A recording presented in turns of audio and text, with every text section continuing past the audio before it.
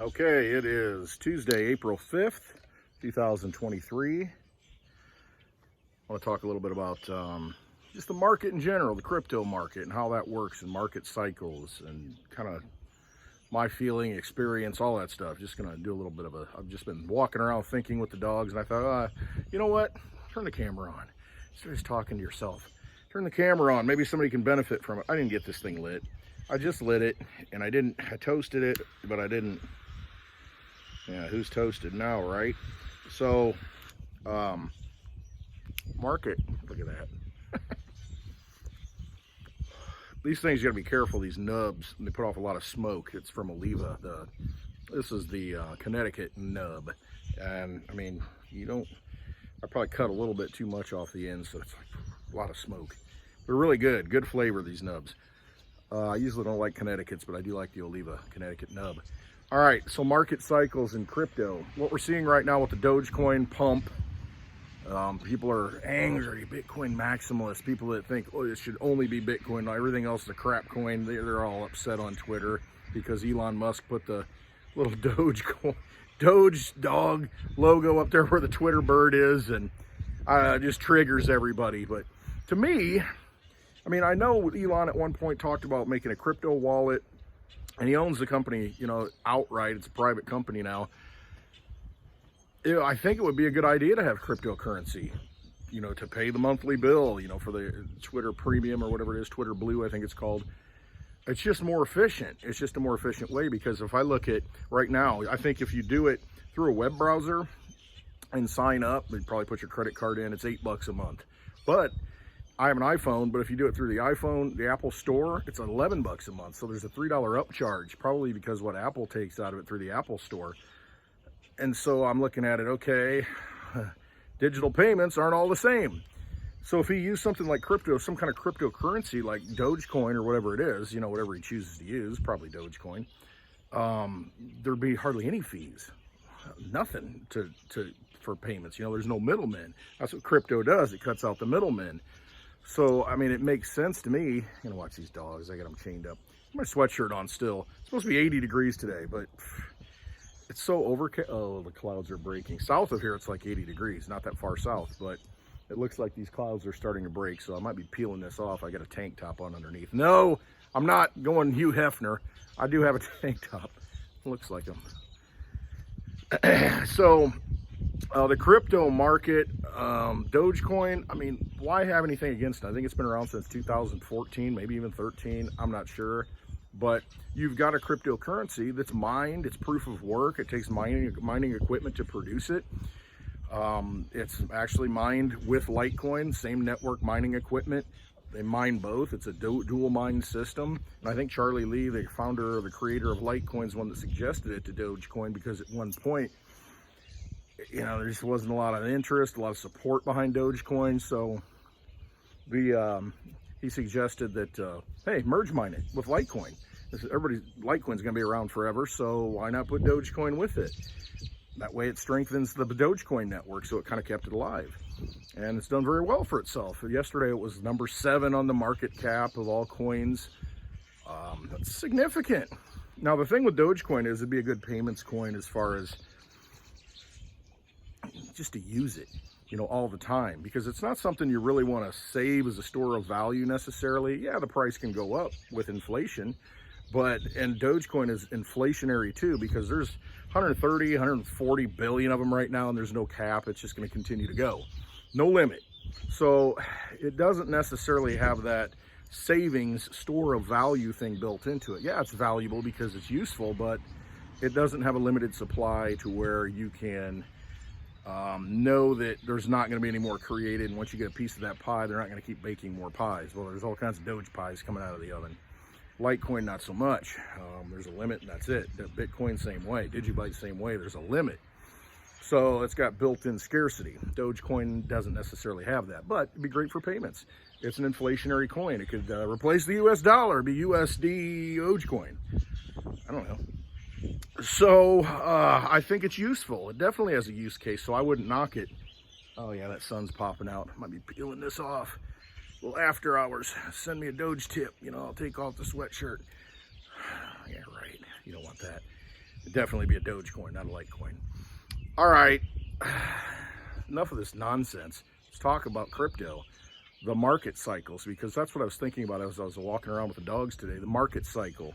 And what you see currently in the market cycle is a lot of people right now are thinking, oh my gosh, is this going to be it? Are we back in the bull market? Elon tweeting about Dogecoin, giving energy to it again. Well, remember 2 years ago, he did the same thing and Dogecoin went really high. Elon Musk was on Saturday Night Live, and that was the peak. It was like May of 2021. And then from there, it's been down all the way. So usually we stick to a 4-year cycle in crypto, and until that's broken, I'm going to assume that that's what's going to happen. So we're in year 2 of this next 4-year cycle. So are we ready for that big giant blow off top, you know, where it's, oh my gosh, everything goes 100x? And I don't think we're there yet. I think we're still just mid-cycle. And if you look back mid-cycle in that 4-year cycle, year 2, you'll have a push up. You know, these coins will move up and build some excitement. And I think right on cue, here's Elon, you know, feeding into that retail frenzy. But I don't think it's going to be a super frenzy. Could be if the banks collapse and they start rolling us into a CBDC. It might just continue to go up. But for right now, I'm going to say we're sticking to the 4-year cycle. And toward the end of next year, beginning of 2025 into 25, that's when we're going to see our next giant push where retail is going to come in and Bitcoin's going to hit these big numbers and Litecoin, you know, 4 digits and all that. For right now, though, I think we're going to see a nice run up in the next few months. And I could be wrong on that. It might go later in the year, this and that. But I just think, you know, with the Litecoin halving of its supply, reward supply, it will see a nice move up. But when you look at these 4-year cycles, you get all this energy that comes in and then pushes the market way up. You know, it's like, and then and then a little bit up and then down. Everybody's like, oh, no, it's still going. No, it's coming down. And then pretty soon it's just, then you're going sideways for a long time. That's where we've been, going sideways from the bottom, which was kind of last June. But it's creeping up, and then, you know, we should have this, and then, you know, and then we may have a big drop down to $20,000 Bitcoin again toward the end of this year, beginning of next year in the spring or something, and then it'll come right back and go sideways and kind of move up, and then it'll launch and just go up again. And it's just human emotion involved, because you got a lot of people coming into the market. They're going to start out, hey, you know, how do I get some of this crypto? You know, where do I get it? And everybody gets excited and want to buy it, and oh, Dogecoin and Robinhood, this, that. So it brings in all that energy. Well, then that energy leaves because the price goes down, because a lot of people are like, hey, this thing went up a lot. I'm going to cash out and make some changes in my life, pay off my house, you know, do this, buy a car, go on a trip. And so a lot of the energy leaves the market. What I'd like to start seeing, and I think we might have started to see it last cycle, to where it went up and then it went back up again toward the end of 2021. I'm hoping that we get to a point where we don't have this and then this and then this and then this and then this and then this. Hopefully we'll get to a point where we have this and it's more like a wave that's just gradually going up, and that will require people to kind of start using this as money. Once we start using it as money and realize this is an option, we don't want to be in the old system, we can be in this system. And as more people get into it and use it, it'll stabilize the price, and it's going to continue to go up. I mean, just look at the trend. It's just, it won't go up and then down and up and down. It'll just be more like this, you know, and hopefully that's what it'll be, like a plane taking off. And it'll just continue to go up and up and up because there's a limited supply. That's what needs to happen in these markets, I think. And I think with every market cycle, every 4 years, it gets closer to that point. So hopefully now we'll kind of start to see maybe this and then get some turbulence and drop and then back up. But the trajectory just continues to steadily go up. Now that's what I hope to see. And what that requires, like I said, is people getting into it, not just jumping out of it. Just continuing to put their money, their wealth, and transferring it out of the old system into the new system. And as that happens, it stabilizes. And pretty soon we've got a market to where people can't say, oh, it's very volatile, it's very, very dangerous, you know, crypto. No, I mean, we're using it, and it's a stable form of money. And I think it'll come. I just don't know when. If it'll be this cycle, maybe 4 years, 10, 12 years, who knows. But that's something that needs to happen, and it will happen. feel fortunate that you're in the game right now and are able to get these coins really cheap. Litecoin at under $100, Bitcoin under $30,000. These will be numbers that you'll look back at and your children will say, oh my gosh, why didn't you just dump everything into it? Because we had bills to pay, there were things we had to do, and it just made it, it's, when you're in it, you're involved in the emotion of the whole thing. Even though rationally, when you look at it, hey, it's going up long term, and you don't see these massive spikes so much. Long term, when you look at the chart, it's just like that. And they'll look back and say, well, how could you not have seen it? Well, when you're in it, it kind of wrecks you emotionally. So, but realize that when you're looking at this small time frame from month to month instead of year to year or decade to decade, that it's you get wrapped up into the moment, into the times. But when it's just like looking at history. Well, how could anybody have gone along with what happened in Germany? How could they have done this? And it's like, yeah, you weren't there. You weren't whipped up into the frenzy. It's hard to see, the cloud of war, what's really going on. And I think we're in one of those moments where I think it's important to step back. And all the theater that's going on in New York right now, probably as I'm doing this video, we probably got Donald Trump showing up at the courthouse on the southern tip of New York City, to where he's indicted. And I mean, it's mostly news agencies down there. They're getting ratings. They want people to tune in, and they've got all these people there. But meanwhile, we do have a lot of elections going on in the United States, local elections right now. Are we paying attention to that? Are we making sure our local leaders are elected? That we're putting energy into that? Or are we just looking for what's going to happen to Trump? And what does that mean for 2024? If he's going through a trial, I hear him, it could take a year. And what's that mean? You're right in the middle of primary season for the next presidential election. And just all this drama that's being created when everything's kind of falling apart. Every single day we have another country coming out saying, well, we're not going to use the dollar anymore. We're going to use our own currency.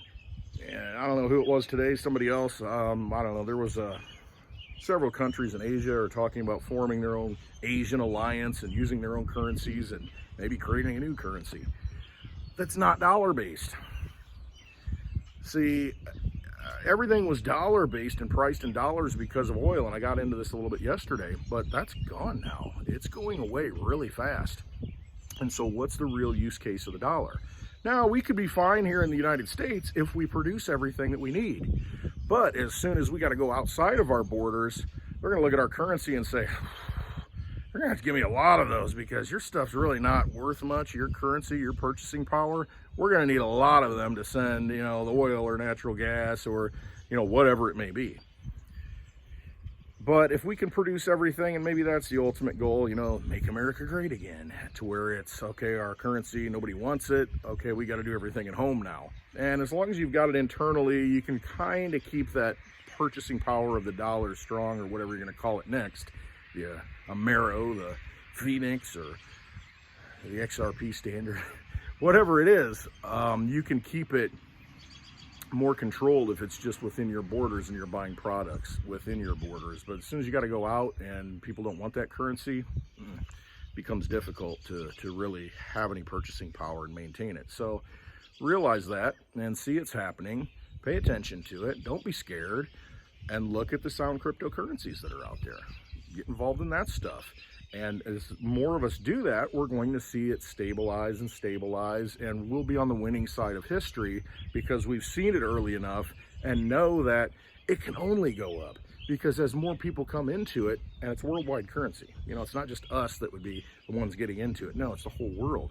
So when you got 8 billion people vying for 21 million Bitcoin, or 84 million Litecoin, or 21 billion DigiByte,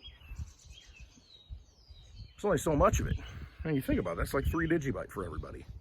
Dogecoin, okay, there's 8 billion people, and you've got 140 billion Dogecoin. Maybe everybody gets like 20 each, or, but still, that's not a lot. But the underlying value is there because it is still a limited resource, just like gold. I'm going to compare gold and Dogecoin now. So gold, you got a limited supply, only so much you can take out of the ground. You got to work to do that. Dogecoin, same thing. Yeah, it increases every year. However, you got to work to get it out, and it only comes out at a specified rate. So there's something about that is very important. It's when you know the math and you know how much there's going to be, then you can assign a value to that asset. Hard to assign a value to a diamond, for instance. Like, well, it's a hard substance, it's got a use, it can cut glass, and it's beautiful, but how many of them are there? If diamonds were plentiful to where we could walk around, just pick them up off the ground, yeah, they serve a use case and they have certain properties, but how is it any more valuable than just any other rock? That's where De Beers came in and kind of decided that it's going to have value. But diamonds are plentiful, but there has been value assigned to it because of the illusion that was created by one specific company, De Beers. And they made it appear to be scarce, and they hoarded it, and they locked up the markets. But in actuality, it's not that scarce, but we think it is, and we use our energy and, go make your wife happy, give her a big ring and, propose to her and all these things of, you don't love her if you don't pay, 2 months of your annual salary on the engagement ring. But it's really not that valuable, when it comes into the whole supply. The good thing about Dogecoin and other cryptocurrencies is we can see the math and we know exactly how many they're going to be, so we can make a legitimate decision, a sound decision, a truthful decision, honest decision. And so I would not knock something like Dogecoin. I would not knock any cryptocurrency that takes work to produce it, and we know how many there are. And then it's just a matter of how many people are going to resonate with it and use it.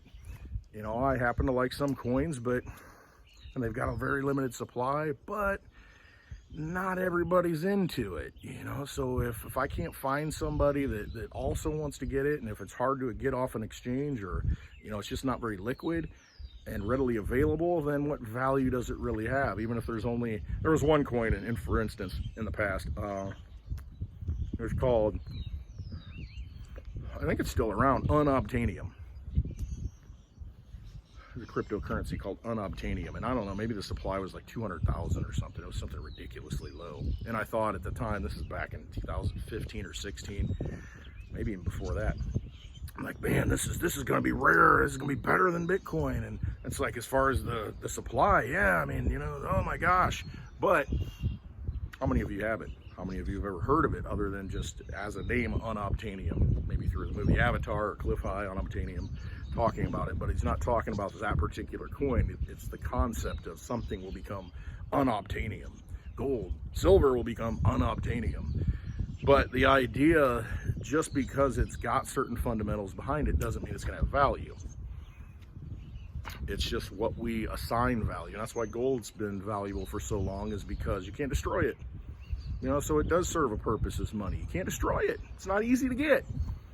You can pound it really thin, and it doesn't lose its properties, and cut it in different pieces, it doesn't lose its properties. And so that gives it a lot of value.